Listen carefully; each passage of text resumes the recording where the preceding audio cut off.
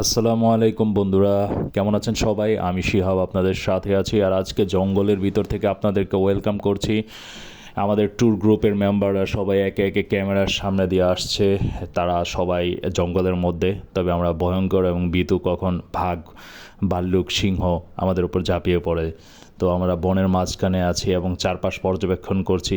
তবে দুঃখের বিষয়, আমরা তো এক্সপেকটেশন করছিলাম যে হয়তো বা বাঘ, ভাল্লুক, সিংহ, গন্ডার, জিরাফ এগুলা ইত্যাদি যা যা প্রাণী আছে, অ্যানাকোন্ডা, এগুলো সব দেখতে পাবো। কিন্তু দুঃখের বিষয়, ওইখানে বানর আর কাঠবিড়াল ছাড়া আর বন্য মোরগ ছাড়া তেমন কিছুই দেখতে পারি নাই।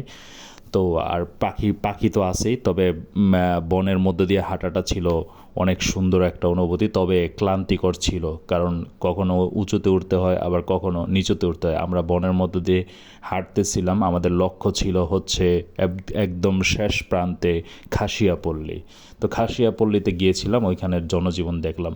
তো বনের মধ্যে যে ওনারা কি বলে বিভিন্ন খাবার জিনিস নিয়ে বসছে, তো খাবার জিনিস নিয়ে বসছে, এখানে ভিতরে খাবারের দাম একটু বেশি হবে, সেটা স্বাভাবিক, কারণ তারা দূর থেকে আনে। কিন্তু এই যে দেখুন বন্ধুরা, আমরা বাঙালিরা যেখানেই খাই সেখানেই ফালাই এবং পরিবেশটাকে নষ্ট করি। যদি এরকম জিনিসগুলা আরও বেশি চলতে থাকে, তাহলে দেখা গেছে এখন যেরকম আছে আবর্জনা ডাস্টবিন, এগুলা ডাস্টের পরিমাণ আরও বাড়তে থাকবো। তাহলে সেই ক্ষেত্রে কী হয়, একটা পরিবেশের মারাত্মক বিপর্যয় ধারণ করে। তো বন্ধুরা, এই আমরা যারা ঘুরতে যাই, তো এই ক্ষেত্রে আমাদের সবার পরিবেশ সচেতন হওয়া উচিত, যাতে আমরা এই জায়গাগুলা নেচারও আমাদেরকে তার সর্বোচ্চ 100% দিতে পারে।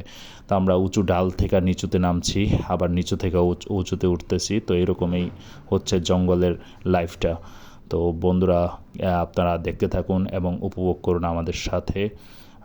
আমরা সবাই হাঁটতেছি, পরে মারাত্মক ক্লান্ত হয়ে গেছি। তো এক পর্যায়ে দেখা গেছে আমরা পানির জন্য হাহাকার, পরে দ্বিগুণ দাম দিয়ে আমাদের পানি কিনা খাইতে হয়েছে। কারণ এটা স্বাভাবিক, দামটা বেশি নেব, কারণ ওরা জিনিসগুলো বাইরে থেকে নিয়ে আসে আর ওই দূরে নিয়ে বিক্রি করে। তা আপনি ওই রকম জায়গার মধ্যে পানি পাবেন সেটাই বেশি। তো আমাদের পরিবেশটা সচেতন ক্লিন রাখলে আমাদের সবার জন্য ভালো। আর আমরা এই যে বনের মধ্যে এনজয় করতেছিলাম, আপনারাও ভিডিওতে দেখুন, এনজয় করুন। বনের মধ্যে আমরা বানর খুঁজতেছিলাম, যদিও ওরা মানুষের এই শব্দ টব্দে দূরে চলে যায়।